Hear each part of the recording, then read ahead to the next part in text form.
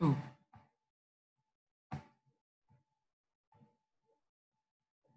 हम लोग डिस्कस कर रहे थे सिंगल बॉन्ड का ओरिएंटेशन पर।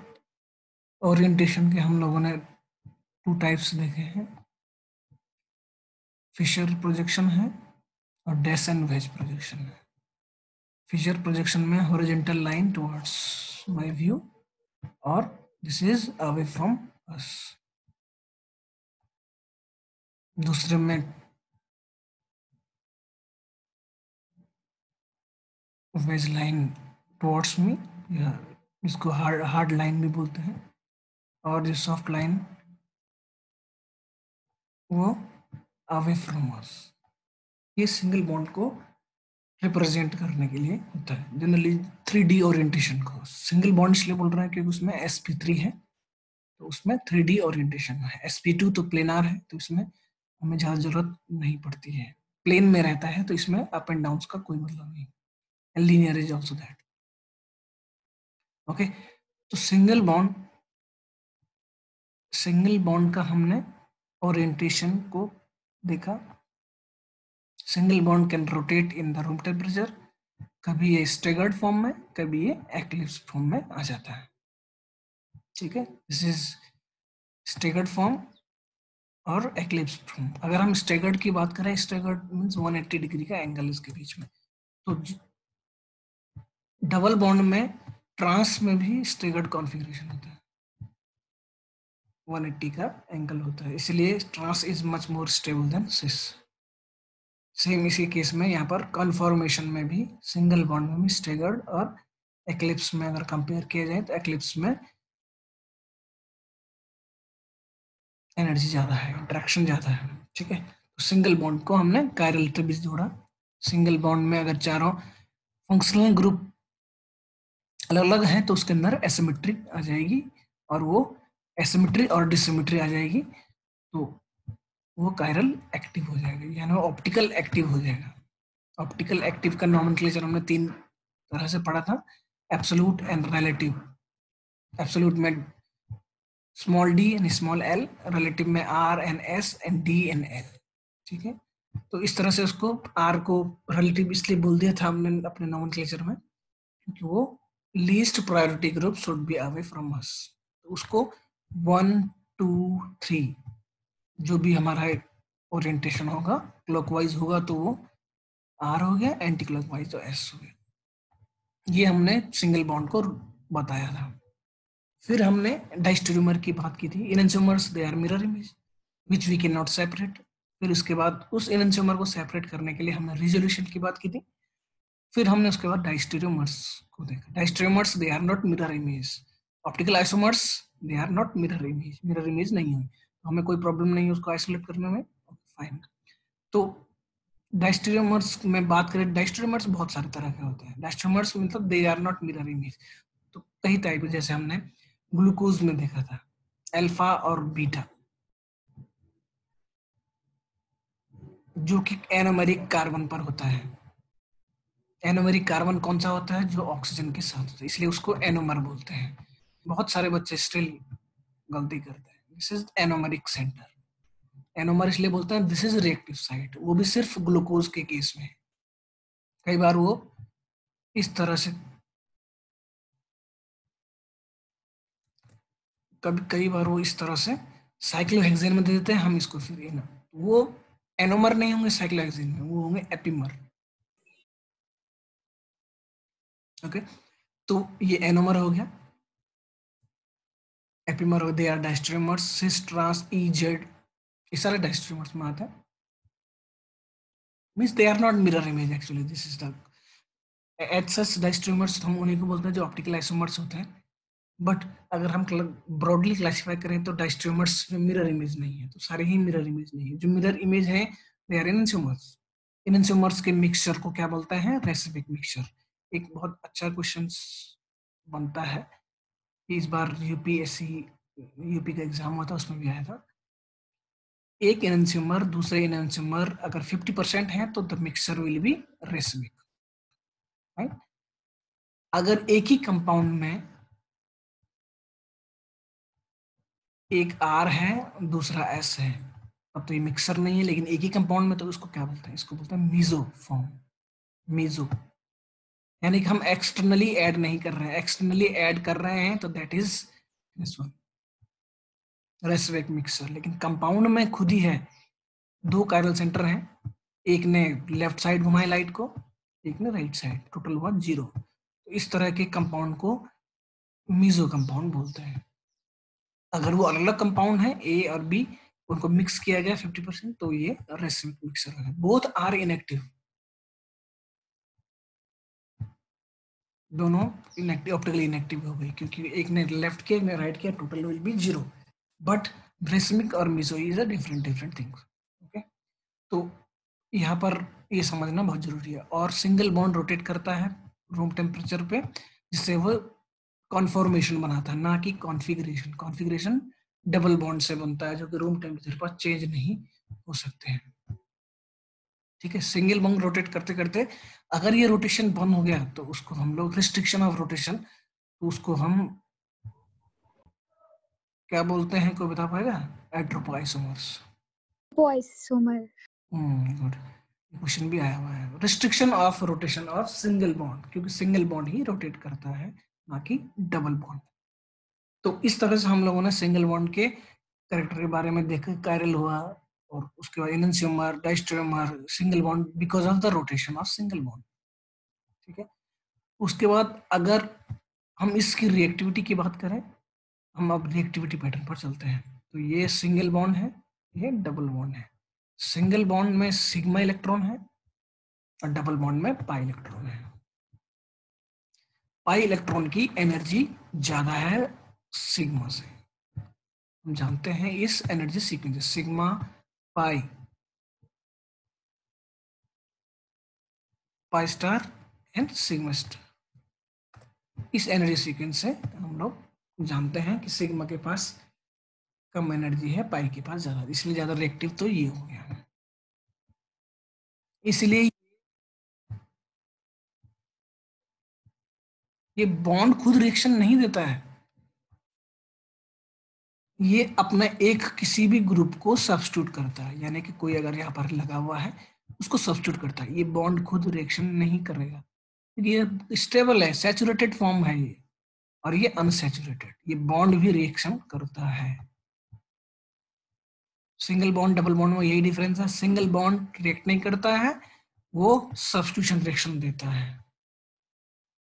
डबल बॉन्ड सब्स्टिट्यूशन या एलिमिनेशन जो भी होगा यहाँ से होगा, दूसरे ग्रुप से। इसमें दूसरे ग्रुप की जरूरत नहीं, ये खुद भी इलेक्ट्रॉन रिच है, और ये पाई इलेक्ट्रॉन है इसमें, इसलिए ये डबल बॉन्ड एडिशन रिएक्शन देता है, क्योंकि सिंगल बॉन्ड नहीं। सिंगल बॉन्ड सब्स्टिट्यूशन और एलिमिनेशन देते हैं मोस्ट ऑफ द केसेस।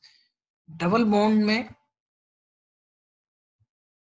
भी बहुत तरह से डबल बॉन्ड होता है। एक डबल बॉन्ड होता है एरोमेटिक के अंदर, वो भी अपने इलेक्ट्रॉन वो भी अपने इलेक्ट्रॉन नहीं देगा, क्योंकि वो खुद इन्वॉल्व है, इसलिए ये भी सब्स्टिट्यूशन रिएक्शन देगा एरोमेटिक वाला। इसलिए एरोमेटिक रिंग भी हमारी इलेक्ट्रोफिलिक एरोमेटिक सब्स्टिट्यूशन रिएक्शन देते हैं, इलेक्ट्रोफिलिक या न्यूक्लियोफिलिक, लेकिन होगा सब्स्टिट्यूशन, क्योंकि ये बेंजीन रिंग रिएक्टिव नहीं है। ये बाहर वाला जो ये है, ये सब्स्टिट्यूट कर रहा है, जैसे हमारे सिंगल बॉन्ड। सर सर आपकी आवाज ना बहुत ज्यादा कट रही है। अच्छा, इंटरनेट का प्रॉब्लम है इसका ना, मैं इसको रख देता हूँ।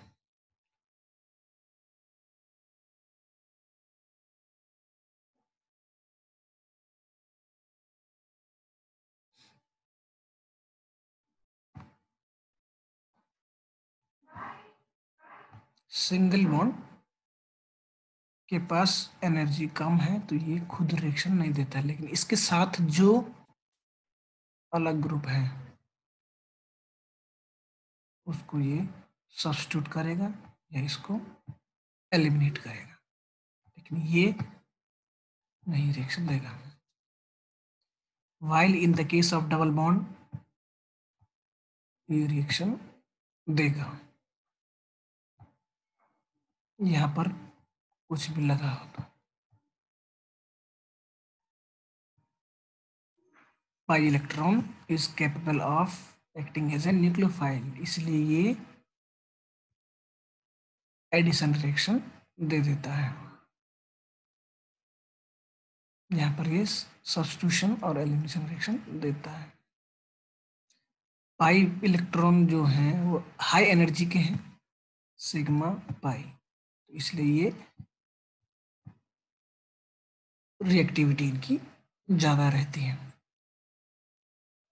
अगर ये पाई रिएक्टिव है इसलिए ये एडिशन रिएक्शन दे रहा है। अगर इस पाई को मैं इन्वॉल्व कर दूं,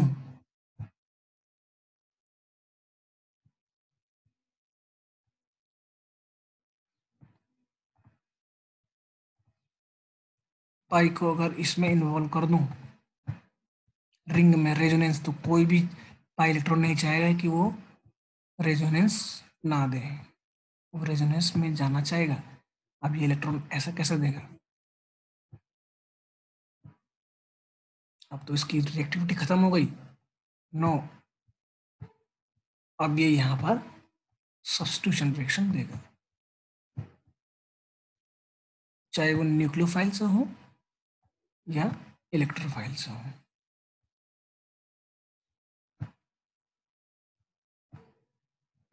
न्यूक्लियोफाइल से है न्यूक्लियोफिलिक एरोमेटिक सब्स्टिट्यूशन है, इलेक्ट्रोफाइल से तो इलेक्ट्रोफिलिक एरोमेटिक सब्स्टिट्यूशन है।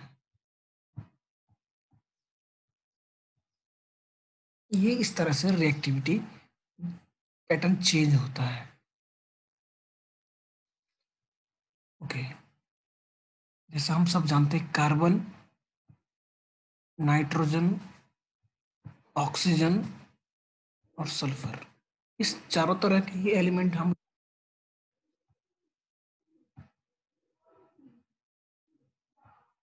ठीक है, कार्बन न्यूट्रल है, नाइट्रोजन ऑक्सीजन सल्फर क्या है? इलेक्ट्रॉन खींचने वाले हैं, जबकि इनके पास इलेक्ट्रॉन है, लेकिन ये इलेक्ट्रॉन नेगेटिव, इनका जो करेक्टर है इलेक्ट्रॉन नेगेटिविटी, इलेक्ट्रॉन को खींचने की कैपेबिलिटी रखते हैं। इनमें से ऑक्सीजन सबसे ज्यादा खींचने की कैपेबिलिटी रखता है, होल्ड करने की रख सकता है। इसलिए इन तीनों में सबसे अच्छा न्यूक्लियोफाइल नाइट्रोजन होता है, क्योंकि फिर भी देना चाहता है लोन पेयर होते हुए भी। अब मैं डबल बॉन्ड की बात कर रहा हूँ। Double bond can give electrons, pi electron, यानी कि वो एडिशन रिएक्शन दे रहा है, ये सिंगल बॉन्ड के साथ ऐड हो रहा है।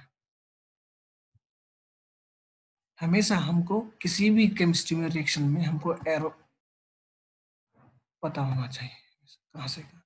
तो ये पाई इलेक्ट्रॉन जा रहा है, मतलब ये रिएक्शन दे रहा है। अगर मैं इसमें कार्बन कार्बन डबल बॉन्ड में कार्बन कार्बन इस डबल बॉन्ड में ऑक्सीजन लगा दूं, जो कि पहले ऐसा था,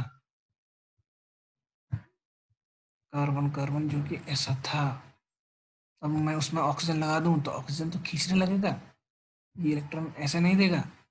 अब ये एडिशन रिएक्शन नहीं दे पाएगा। अब ये ऑक्सीजन ने इलेक्ट्रॉन खींचे तो ये डेफिशिएंट हो गया। अब ये न्यूक्लियोफिलिक एडिशन रिएक्शन दे रहा है, यानी कि न्यूक्लियोफाइल इस पर बाइंड हो रहा है। ये क्वेश्चन आ चुका है जीपैट 2011 में या 12 में। डबल बॉन्ड की रिएक्टिविटी चेंज होगी जैसे जैसे हम एलिमेंट बदलेंगे। पाई इलेक्ट्रॉन जो बेसिक कैरेक्टर है डबल बॉन्ड का, वो है पाई इलेक्ट्रॉन का देना। जब मैं उस पाई इलेक्ट्रॉन को इंगेज कर दूं अपने आप में ही, तो वो दूसरे को कैसा देगा? जैसे एरोमेटिक। इसलिए एरोमेटिक एडिशन रिएक्शन नहीं देते। ये टेस्ट है एरोमेटिक और नॉन एरोमेटिक का। नॉन एरोमेटिक ब्रोमीन के साथ एडिशन रिएक्शन देते हैं, बल्कि एरोमेटिक नहीं, क्योंकि वो पाई इलेक्ट्रॉन को बाहर नहीं दे सकते, वो सिर्फ अपने में इन्वॉल्व रहते हैं। जिससे पाई इलेक्ट्रॉन रिएक्टिविटी खत्म हो जाती है और तब वो केवल सब्स्टिट्यूशन रिएक्शन देते हैं। जैसे ही पाई की रिएक्टिविटी खत्म होगी तो वो सब्स्टिट्यूशन रिएक्शन देगा, जो भी न्यूट्रल एलिमेंट्स की तरह, जैसे सिंगल बॉन्ड की तरह। सब्स्टिट्यूशन है ना elimination. Carbon carbon double bond पर मैं ऑक्सीजन लगा दूं तो ऑक्सीजन इलेक्ट्रॉन खींचता है। अब ये इलेक्ट्रॉन पाई इस तरह से एडिशन रिएक्शन नहीं दे पाएगा, इस तरह से। अब वो बाहर नहीं जाने देगा, अब वो यहाँ पर न्यूक्लियोफाइल को आने देगा। अब ये दूसरी तरह की रिएक्शन होगा, ये न्यूक्लियोफिलिक एडिशन रिएक्शन होगी। Type of reaction is very very important. धीरे धीरे हम लोग चीजों को भी देखेंगे, इसमें बीच बीच में आते रहेंगे। सबसे पहले हम सिंगल बॉन्ड के सब्स्टिट्यूशन की बात करते हैं। सब्स्टिट्यूशन मतलब सब्स्टिट्यूट हो रहा है, ठीक है। सब्स्टिट्यूट होना यानी कि एक से दूसरा सब्स्टिट्यूट हो रहा होगा, तो ये दो तरह से सब्स्टिट्यूट होता है। सब्स्टिट्यूशन तो ये रहा, न्यूक्लियोफाइल ने इसको सब्स्टिट्यूट किया। ये सिंगल बॉन्ड पर रिएक्शन नहीं कर रहा है, इस पर नहीं, बल्कि इसको सब्स्टिट्यूट कर रहा है न्यूक्लियोफाइल। ये दो तरह से होता है,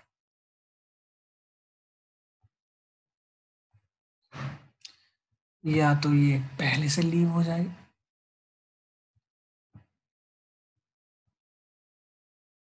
ठीक है, या साथ साथ लीव हो जाएगा। पहले से लीव हो जाएगा तो क्या हो जाएगा, इस न्यूक्लियोफाइल के लिए आने के लिए आसानी हो जाएगी। यहाँ पर तो कोई कंपटीशन नहीं रहा है इसके साथ, पहले ही चला गया, ठीक है। अब कोई कंपटीशन नहीं, लेकिन जब ये साथ साथ जाएंगे तो यहाँ पर कंपटीशन होगा। तो ये दोनों तरह के सब्स्टिट्यूशन होते हैं, इसको बोलते हैं SN1 SN2। कैसे डिफाइन करते हैं इनको हम देखते हैं।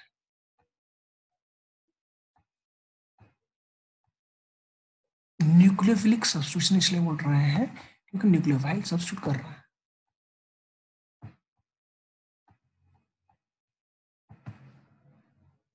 ये वन, जो भी वन होंगे, जिसका नाम जहां पर भी कोई भी वन होगा, E1 है या SN1 है, वहां पर वो पहले ही लीव कर चुका होगा। ये पहले लीव करके कार्बोकेटाइन बना चुका होगा। तो कार्बोकेटाइन है ये, ठीक है। कार्बोकेटाइन ये बना चुका है। कार्बोकेटाइन हमेशा sp2 हाइब्रिडाइज होता है। sp2 यानी कि प्लेनार, उसमें ये टेट्राहेड्रन था, सिंगल बॉन्ड था। अब इसमें डबल बॉन्ड कैरेक्टर ऑलमोस्ट आ गया है, यह प्लेनार हो गया है। हम इसलिए बोल रहे हैं यहाँ पर प्लेनार क्योंकि अब यहाँ पर न्यूक्लियोफाइल ऊपर से भी आ सकता है, नीचे से भी आ सकता है, क्योंकि ये तो प्लेन हो गया। यहाँ पर तो केवल 3D स्ट्रक्चर है। सपोज ये अब द प्लेन है, तो न्यूक्लियोफाइल बैक से ही आएगा, बट ये तो कैटाइन हो चुका है। पहले ये कैटाइन हुआ, प्लेन आर हुआ, तब न्यूक्लियोफाइल ने ऐड किया, तो ये रिएक्शन बनी। कैटाइन की खासियत क्या है, कैटाइन टर्सरी में स्टेबल रहता है, सेकेंडरी में और प्राइमरी में। कैटाइन क्या होता है, कैटाइन मैंने बताया था, किसी भी एटम में कोई भी आयन हो तो वो इसके लिए एक बोझ है। ये एक बोझ क्या है कि इसमें इलेक्ट्रॉन की कमी है। प्लस मीन्स कमी, केवल इलेक्ट्रॉन ही कंसिडर करेंगे। कार्बन में इलेक्ट्रॉन की कमी है तो हम क्या करेंगे, इलेक्ट्रॉन देंगे। टर्शरी में तो ये, टर्शरी में 3 CH3 होंगे, CH3 तो प्लस आई इफेक्ट होता है, इलेक्ट्रॉन डोनेटिंग। दो ही तरह से ग्रुप होते हैं, एक डोनेटिंग एक विड्रॉइंग। जिसको डोनेटिंग मतलब प्लस आई, यानी वो इलेक्ट्रॉन डोनेट कर रहा है, खुद को प्लस कर रहा है, कमी कर रहा है, प्लस आई, वो हो गए CH3, ठीक है। दूसरा माइनस आई, यानी कि अपने आप को इलेक्ट्रॉन रिच कर रहा है, माइनस बना रहा है, तो वो हो गए chlorine, fluorine, bromine, iodine, fluorine, chlorine सारे। तो यहाँ पर प्लस आई है मतलब इलेक्ट्रॉन दे रहा है। तो इलेक्ट्रॉन दे रहा है मतलब ये कार्बोकेटाइन इलेक्ट्रॉन जिसके अंदर बोझ था, कमी थी, रिएक्टिविटी थी, क्योंकि उसको स्टेबल होना है, तो पहले से स्टेबल हो रहा है, क्योंकि यहाँ पर कार्बोकेटाइन टर्शरी है। टर्शरी में, टर्शरी है तो ये स्टेबल है। इसका मतलब क्या है, टर्शरी कहाँ पर सेंटर होगा तो वो कैटाइन बनाने की प्रोबेबिलिटी बहुत ज़्यादा रखेगा, क्योंकि वो कैटाइन स्टेबल होगा। हर एक रिएक्शन स्टेबल होना चाहिए, तो स्टेबल कार्बोकैटायन बनने की वजह से ये टर्सरी कैटाइन की तरफ बनेगा। तो सबसे पहले SN1 वन जहां पर आएगा वहां पर कार्बोकैटाइन बनेगा। One means carbocation. जैसे ही हमें पता चला कार्बोकैटाइन है, तो हमने समझ लिया कि टर्सरी होगा। कार्बोकैटायन है टर्सरी समझा, फिर उसके बाद हम समझा ये प्लेनार हो गया इंटरमीडिएट।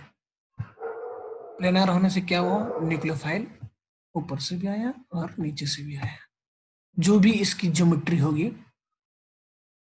आर था यहाँ पर कायरल था, तो अब आर और एस यानी कि मिक्सर क्या बनेगा, रेशमिक मिक्सर बनेगा।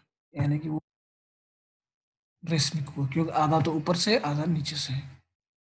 ठीक है, तो वो SN1 वन जहां भी होगा कार्बोकैटायन होगा, कार्बोकैटायन होगा तो वो टर्सरी होगा। और एक और चीज, जब टर्सरी होगा अब कोई कंपटीशन नहीं न्यूक्लियोफाइल का, न्यूक्लियोफाइल आएगा और इसमें आराम से सब्स्टिट्यूट, क्योंकि वो पहले ही सब्स्टिट्यूट हो चुका है, तो इसमें न्यूक्लियोफाइल की स्ट्रांगनेस की जरूरत नहीं है।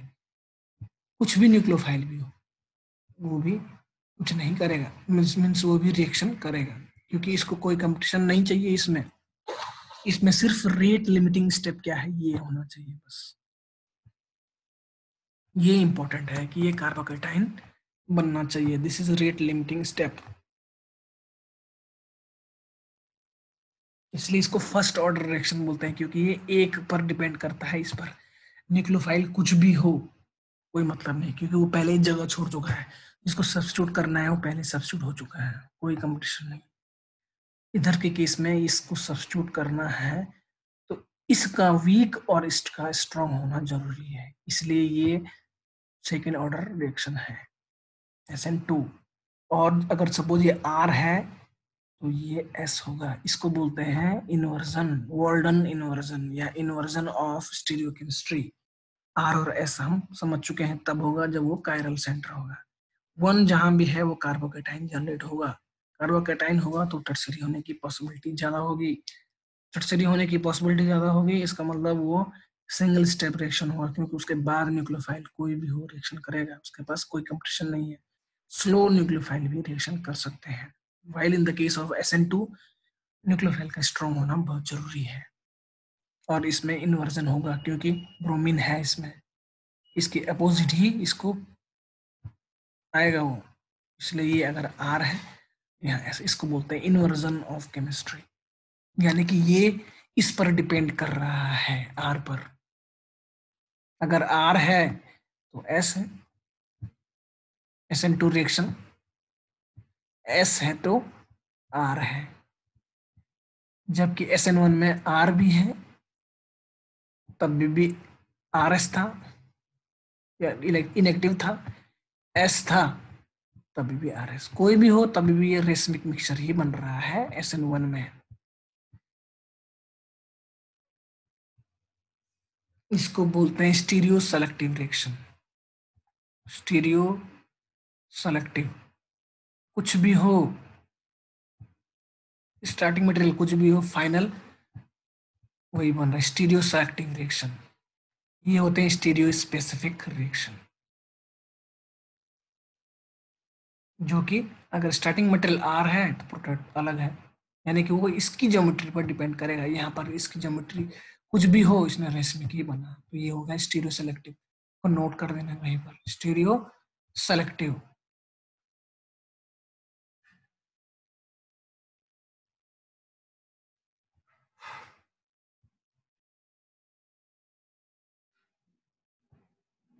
तो ये स्टीरियो सेलेक्टिव और स्टीरियो स्पेसिफिक हो गया। ठीक है, ये इस पर डिपेंड कर रहा है, R है तो इस पर डिपेंड नहीं कर रहा है, इसने रेशमिक ही बनना है, क्योंकि यहाँ पर कार्बोकैटायन बन चुका है और ये प्लेनार हो चुका है। प्लेन है तो आप दोनों तरफ से कर सकता है, यहाँ पर ये इसकी ज्योमेट्री के साथ डिपेंड करेगा। R है तो S तो ये हो गया स्टीरियो स्पेसिफिक रिएक्शन, ये हो गया स्टीरियो सेलेक्टिव रिएक्शन। बहुत बार क्वेश्चन पूछा हुआ है, ये छोटी छोटी चीजें नोट होनी चाहिए। ओके, अब यहाँ पर क्या है कि यहाँ पर न्यूक्लियोफाइल का स्ट्रॉन्ग होना बहुत जरूरी है इसमें, इसीलिए न्यूक्लियोफाइल मतलब इलेक्ट्रॉन रिच स्पीसीज, यानी चार्ज होगा इसके अंदर, इलेक्ट्रॉन होंगे। तो इसमें कभी भी हम पोलर प्रोटिक सॉल्वेंट नहीं डालते हैं। ये क्वेश्चन इस बार पूछा गया था जो मैंने उस दिन दिखाया था, पोलर प्रोटिक, प्रोटिक मतलब हाइड्रोजन, पोलर प्रोटिक नहीं होने चाहिए, यानी कि हाइड्रोजन कंटेनिंग सॉल्वेंट नहीं, हाइड्रोजन कंटेनिंग सॉल्वेंट होगा तो वो आयन के साथ चिपक जाएगा और इसको न्यूट्रल कर देगा और ये इसकी न्यूक्लियोफिलिसिटी को कम कर देगा, जबकि हमें ऐसा नहीं चाहिए, हमें तो ये स्ट्रॉन्ग चाहिए। इस केस में कोई भी हो हमें नहीं चलेगा फायदा, क्योंकि न्यूक्लियोफाइल कोई भी हो तो रिएक्शन करेगा। इसमें सिर्फ हमें पोलर एप्रोटिक सॉल्वेंट चाहिए। एप्रोटिक मतलब हाइड्रोजन से लेस, जैसे DMF, dimethyl formamide, DMSO, dimethyl sulfoxide, NMP, morpholine solvent है कोई, NMP देख लेना फिर। ये सॉल्वेंट है पोलर एप्रोटिक सॉल्वेंट, जो कि हमें SN2 में चाहिए, क्योंकि हमें SN2 में स्ट्रॉन्ग चाहिए न्यूक्लियोफाइल, और स्ट्रॉन्ग करने के लिए हमें प्रोटॉन नहीं चाहिए, वाटर भी नहीं चाहिए इसमें, इस रिएक्शन, क्योंकि वाटर भी इसके साथ बाइंड करके हाइड्रोजन बाय द वे कर दे, ये इसको, इसकी न्यूक्लियोफिलिसिटी कम कर देगा। तो ये है, और ये होगा हर समय पॉजिटिव, मीन्स प्राइमरी कार्बन में, ये होगा टर्सरी में। अब सेकेंडरी में क्या होगा? सेकेंडरी में वो होगा कि जिसकी कंडीशन लगी हुई है। सपोज सेकेंडरी में हमारे पास पोलर प्रोटिक सॉल्वेंट है, तो यानी कि SN2 तो नहीं होने की, तो ये SN1 होगी। सपोज हमारे पास न्यूक्लियोफाइल बहुत स्ट्रांग है, स्ट्रांग नहीं है, स्ट्रांग नहीं है तो SN2 नहीं होगी, तो SN1 होगी। जिस चीज के लिए वो फेवरेबल कंडीशन है वो होगी, वो रही होगी, तो सेकेंडरी में वो हो सकती है। सपोज हमारे पास पोलर एप्रोटिक है, तो हमारे पास SN2 रिएक्शन हो सकती है, होगी। हमारे पास न्यूक्लियोफाइल स्ट्रांग है तो SN2 होगी, स्ट्रांग नहीं है तो SN1 होगी। यानी सेकेंडरी में दोनों हो सकती हैं, बट टर्सरी में हमेशा SN1 होगी और प्राइमरी में SN2 ही होगी, दिस इज फॉर श्योर। और एक स्टीरियो सेलेक्टिव रिएक्शन होगा, इसमें काफी चीजें नोट करने को हो, इसलिए बहुत इंपॉर्टेंट क्वेश्चन बन जाता है इसका। ठीक है, ये SN1 SN2 का एक रिप्रेजेंटेशन है, जहां पर हम इसको एक अच्छी तरह से देख सकते हैं इस डायग्राम से। Okay, carbocation SN1 carbocation nucleophile के रेसिमिक मिक्सचर बनता है, यहाँ पर इन्वर्जन ऑफ कॉन्फ़िगरेशन होता है। Aprotic solvent DMF DMSO, protic तो ये हो गए, ठीक है, नॉन पोलर ये है SN1 SN2। इससे आप समझ सकते हैं SN1 SN2। ठीक है, जहां पर SN1 स्टीरियो सेलेक्टिव है तो SN2 स्टीरियो स्पेसिफिक है, बिकॉज वो उसके डिपेंड कर रहा है किस टाइप का रिएक्शन है। SN2 जहां पर सेकेंड ऑर्डर रिएक्शन है, क्योंकि ये न्यूक्लियोफाइल पर भी और इलेक्ट्रोफाइल, मतलब ये कितना वीक है और ये कितना स्ट्रॉन्ग है उस पर भी डिपेंड कर रहा है। ठीक है, तो ये कंप्लीट है SN1 SN2 का, जो हमें चाहिए इंफॉर्मेशन वो सारी इसमें है। सेम इसी तरह से एलिमिनेशन भी होता है। E1 E2 1 जहां पर है वो कार्बोकैटायन बनेगा।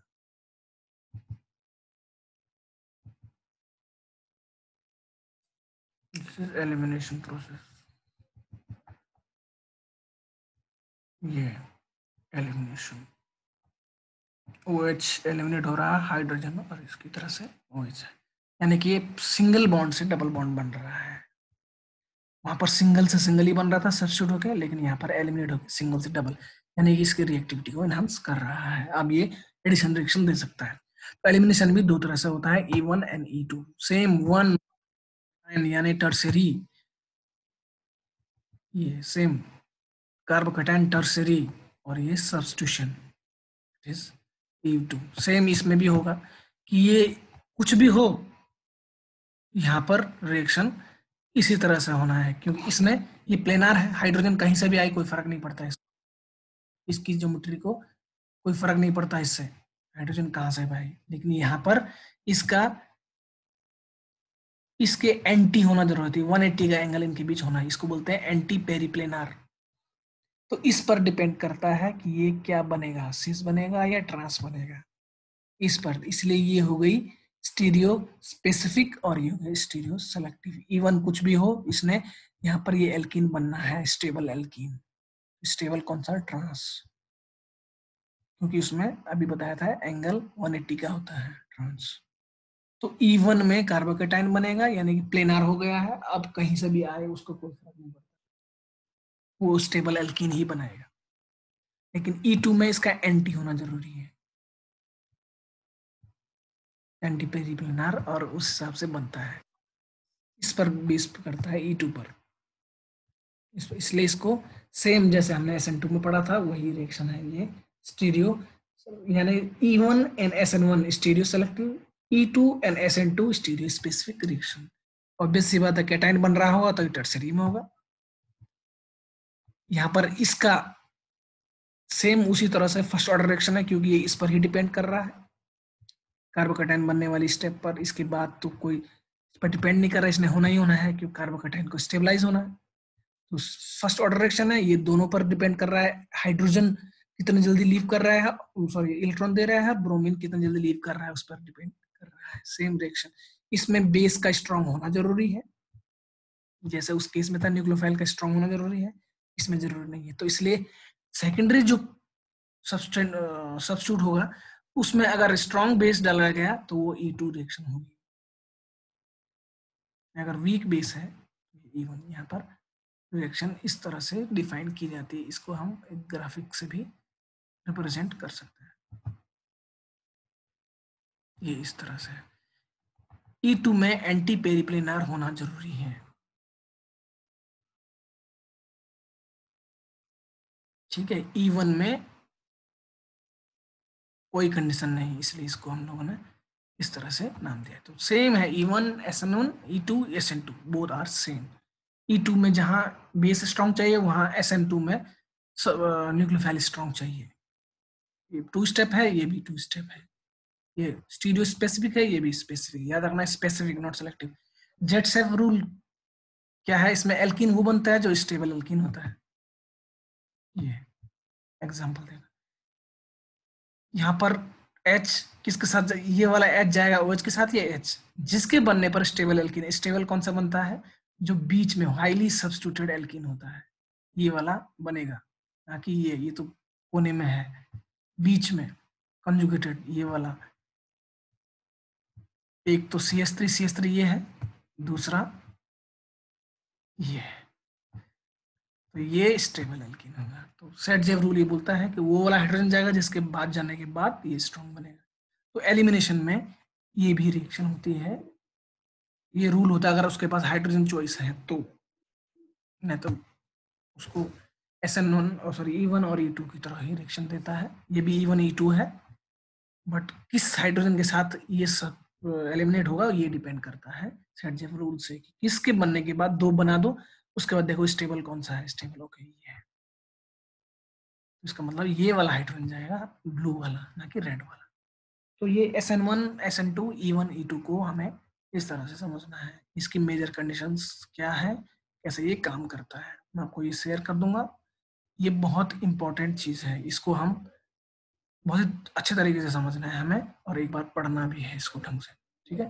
तो एलिमिनेशन और सब्स्टिट्यूशन द मोस्टली इसी चीजों से गवर्न करता है, stereo selective and stereo specific, याद जरूर रख देना क्या मतलब है इसका और कैसे ये प्रोसीड होता है।